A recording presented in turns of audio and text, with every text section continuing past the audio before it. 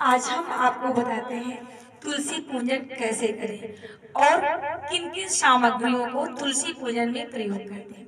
तो सबसे पहले हमें चाहिए गणेश जी के प्रथम आगमन के लिए गणेश जी की मूर्ति को तुलसी के गमले के पास हम रखें। इसके बाद फिर हमें चाहिए एक नारियल, नारियल के बाद शंख जो विष्णु भगवान का बहुत ही प्रिय है। शंख के बाद फिर मुझे चाहिए आरती। आरती के अंदर अगर घी है तब भी चल जाएगा, अगर नहीं है तो तिल का तेल जो पूजा में लक्ष्मी पूजन में बहुत आवश्यक माना गया है। इसके बाद फिर मीठा, मीठा के बाद सिंघाड़े, सिंघाड़े के बाद फिर हमें कलश जिसमें गंगा जल होगा और गंगा जल लोटे में भरने के बाद उसमें हम स्वास्तिक बनाएंगे। फिर अशोक के पत्तों को हमने यहाँ पे प्रयोग किया है, अशोक के पत्ते, और उसके ऊपर एक कटोरी में अनाज रखना है जिसमें चावल नहीं आज गेहूं प्रयोग हो। ऐसा माना जाता है कि तुलसी पूजन आप पूर्णिमा तक किसी भी दिन कर सकते हैं, तो उस दिन चावल का प्रयोग नहीं करना चाहिए। तो यहाँ पर हमने गेहूं का प्रयोग किया है। अब आइए हम आपको बताते हैं तुलसी पूजन के लिए कैसे विधि करें और शालिग्राम को कैसे तैयार करें, कैसे रखते हैं। तो सबसे पहले हमने यहाँ पे शालिग्राम जी को गंगा जल से स्नान करा लिया है और गंगा जल को स्नान कराने के बाद आज हम तुलसी के गमले में रखेंगे सिंहासन।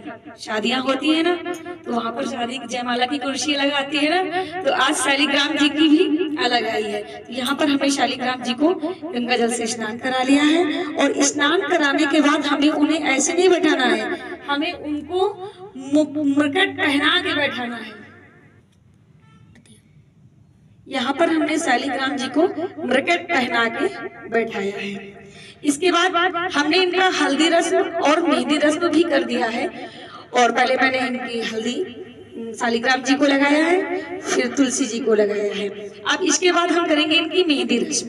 तो मेहंदी रस्म भी तुलसी माँ की हो रही है। यहाँ पर तुलसी माँ की मेहंदी रस्म हो गई है। इसके बाद फिर हम इनको श्रृंगार का सामान अर्पित करेंगे। यहाँ पर तुलसी जी के लिए हमने गजरा अर्पित किया है। इसके बाद इन्हें हम गुलाब जल अर्पित कर रहे हैं, फिर पाउडर अर्पित कर रहे हैं, सिंदूर अर्पित कर रहे हैं, आईलाइनर अर्पित कर रहे हैं, मस्कारा अर्पित कर रहे हैं। फिर इन्हें हम रंग, नेल पेंट, चूड़ियां, सारा श्रृंगार हम तुलसी माँ को अर्पित किया। फिर इनकी हल्दी रस्म जो हुई थी ना, तो उसका भी हम श्रृंगार तुलसी माँ को अर्पित कर रहे हैं। यहाँ पर शालिग्राम जी के लिए वस्त्र है जो हम इनको अर्पित कर रहे हैं। इसके बाद भी तुलसी माँ के लिए हम साड़ी अर्पित कर रहे हैं और शालिग्राम जी का ये कपड़े ये अर्पित कर रहे हैं। फिर शालिग्राम जी को मिश्री का भोग मैं रही हूँ। इसके बाद भी मैं इनको तुलसी माँ को पुष्प अर्पित कर, माँ को पुष्प समर्पित करते हुए माँ को पुष्प समर्पित करने जा रहे हैं। ओम पुष्पम समर्पयामि। फिर हम तुलसी माँ को पुष्प अर्पित करने के बाद फिर शालिग्राम जी को पुष्प समर्पित करें। ओम पुष्पम समर्पयामि। तुलसी माँ को शालिग्राम से छुआ के सिंदूर लगाएंगे। यदि आपके पास चांदी का सिक्का है तो बहुत अच्छी बात, चांदी के सिक्के से सिंदूर भरवाइए। अगर चांदी का सिक्का नहीं है आपके पास तो आप चांदी की अंगूठी से भी सिंदूर लगवा सकते हैं। तो पहले हम शालिग्राम जी को सिंदूर छुआएंगे, इसके बाद माँ तुलसी माता को अर्पित कर देंगे 3 बार। जब पैर पूजने जा रहे हैं इसके बाद तुलसी जी का हम पैर पूजन भी करेंगे।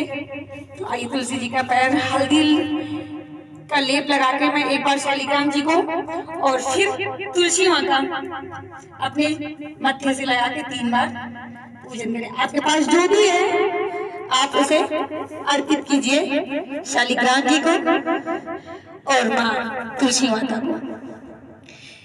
इसके बाद में तुलसी विवाह हमारा संपन्न हो गया है और भगवान विष्णु जी की हम आराधना करके उनका दीपक जलाएंगे और आरती करेंगे। और इसके बाद फिर जब शादी हो गई है तो हम शंख वादन जरूर करेंगे। इसके बाद फिर हम विवाह संपन्न होने के बाद शंख का वादन जरूर करेंगे। और शालिग्राम और तुलसी मैया की जय। विवाह संपन्न होने के बाद आपको तुलसी माँ के फेरे जरूर लगाना है। आपके पास जो भी कुछ है, टाफियां और लॉलीपॉप जो कुछ भी है, हमें तुलसी माँ के फेरे जरूर लगाना है।